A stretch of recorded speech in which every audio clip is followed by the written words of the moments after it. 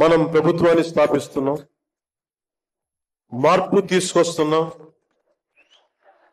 జగన్ని ఇంటికి పంపించేస్తున్నాం.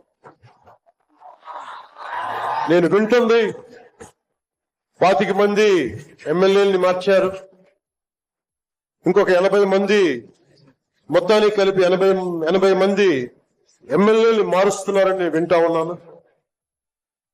మార్చాల్సింది ఎమ్మెల్యేలు కాదు, ఈ రాష్ట్ర ముఖ్యమంత్రి జగన్. మనం ప్రభుత్వాన్ని స్థాపిస్తున్నాం, మార్పు తీసుకొస్తున్నాం, జగన్ని ఇంటికి పంపించేస్తున్నాం.